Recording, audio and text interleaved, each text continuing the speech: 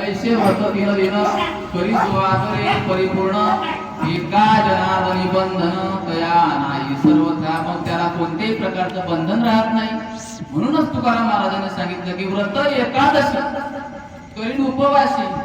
मग अजून काय करेल? गायी अहरणी श्री मुखी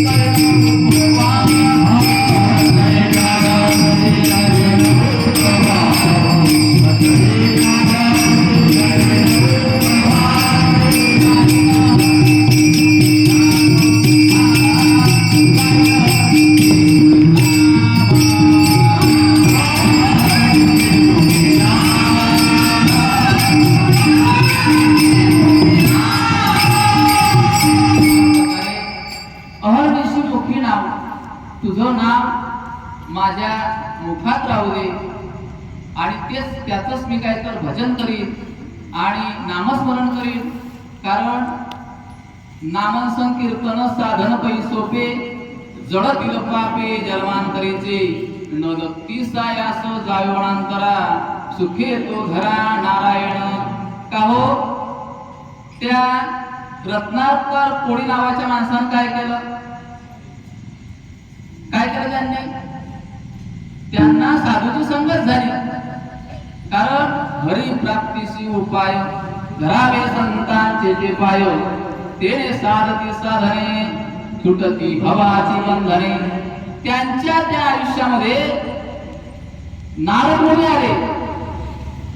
मागे महाराजांनी म्हटलं होतं तुकाराम महाराजांनी नारायण नारायण जय गोविंद हरे नारायण नारायण जय गोपाल हरे नारायण नारायण जय गोविंद हरे नारायण नारायण जय गोपाल हरे. नारद मुनी आले आणि जंगलात वाल्ल्या कोळी नावाचा म्हणजे त्यांचं नाव रत्नाकर कोळी वाल्मिक ऋषी हे काय करत होते अगोदर? हाना मारा असे म्हणतात की 7 राजनं भरले होते लोकांनी मारू मारू. पण भेट कोणाची झाली? संतांची. त्यांच्या कंठात नाम होतं आणि त्यांनी सांगितलं की काय बा हे काय करतोय? तर घरी जा विचारू नये तुला या पापाच्या वाटा कोणी घेतील का? घरी गेला विचारून आला. भरोसा नव्हता. कारण तुका म्हणे नाही विश्वास ज्या म्हणे पहावे पुराणे विचारोणे. भरोसा नाही. नारद मुनी म्हणतात मला बांधून ठेव पण तू घरी जा विचारू नये. का हो? आले विचारू म्हणे ते काही जमत म्हणे. आता झालं ते झालं पण आता काय करू? मग त्याने सांगितलं की तुम्ही राम राम म्हणा. आता मारणाऱ्या माणसाने राम राम येत काय? उलट अक्षरी मरा मरा काय म्हणे मरा मरा म्हटलं तरी मरा मरा म्हणता म्हणता ते मरा सरळ झाला आणि राम राम त्यांच्या तोंडात आलं. एवढी कीर्ती वाटली त्यांची की काय केलं त्यांनी?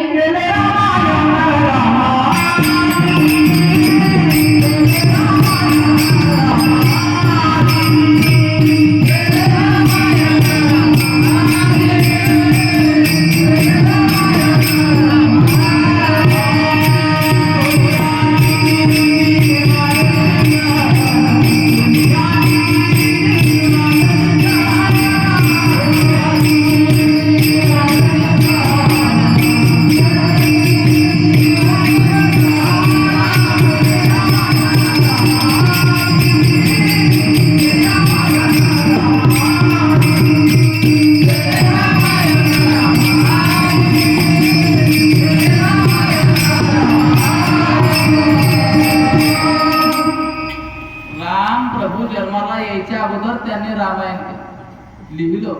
नामदेव महाराज काय म्हणतात, लिहिले वाल्मिकी तैसेची करीन. सांगा तो अधिकार कोणामुळे? संतांची संगत झाली. आपण संगत कोणाची करतो? आपला विषय जरी नसला तरी 1-2 मिनिटाचं उदाहरण ऐकून घ्या. एका माणसानं पत्ता खेळणाऱ्याची संगत केली. आता पत्ता खेळणे हा विषय चांगला आहे का? संगत करा का माणसानं? केली. बरं, संगत केली, पत्त्याचा डाव चालू होता. हा म्हणे चला गंमत पाहू, म्हणे गंमत पाहून गेला. आता असं झालं की हा एवढा रमला त्या गमतीत संगतीत की हा असा उभा होता पाहण्यासाठी गंमत. तेवढ्यात पोलीसची गाडी आली. आता जे खेळणारे होते ते सतर्क होते. त्यांना चाहूल लागतात, याच्या पायाच्या खालून 2-3 निघून गेले. आणि हा सांगा आता पोलीस काय करते? परिणाम असा झाला की त्याला खूप मारले गेलो. कशाचा परिणाम आहे? संगतीचा आहे. बरं, राजहंसानं कोणाची संगत करा? त्यानं कावड्याची संगत केली. राजहंस, त्या झाडाखाली एक राजा विश्रांतीसाठी झोपला. या राजहंसानं त्या कावड्याची संगत केली. त्या कावड्यानं विष्ठा टाकले. आता राजापर्यंत झाले. आता जर त्या विष्ठा आपल्या साधारण समजा फुंका जरी उडला तरी आपण काय करतो? मग तो राजा होता. तसंच प्रधानजी उडवा म्हणे बंदुकीची गोळी. बंदूक तयार झाली. तेवढ्यात प्रधानजी हुशार होता. म्हणे राजेसाहेब फक्त म्हणे चौकशी करू दे. कारण की 2 जण बसले, याने त्याची संगत केली, विष्ठा त्यानं टाकली, गोळी, कावडा निघून गेला. गोळी कोणाला लागणार होती? राजहंस. मला तरी असं वाटतं तेव्हापासून चौकशा चालू झाल्या. आणि चौकशी अंती कळलं की ते विष्ठा कावड्याची होती. म्हणजे विनाकारण तो राजहंस मारला गेला असता. पण प्रधानजी हुशार होता, कारण त्याचा जीव वाचला. परिणाम संगतीचा आहे. संगत कोणाची करा? वाल्मिकी ऋषींना संगत नारद मुनींची झाली. त्यांनी उद्धार केला तर केला. आणि प्रभू रामचंद्र एवढे मर्यादा पुरुषोत्तम की लिहिले वाल्मिकी नामदेव महाराज म्हणतात. बरे संत लोक पूर्वी पण होते की नाही? जसं आपण काय करतो? आजा मेला, पंजा मेला, बाप हसना गेला, देखत देखत नातू पंतू तोही तैसा झाला. आपण हे रहाड गाणं चालू आहे. कारण इथे मुरो नाही आले अवतार. कारण रामचंद्रही आले गेले, त्यावेळी जग का वसुसी पडले. आपल्याला एक दिवस जाणं आहे, पण त्या जाण्याच्या अगोदर काहीतरी आपण एखाद्या वेळेस असं होते की मोठं काही संकट दिसलं तर माणूस देवाचं नाव अनायास येते.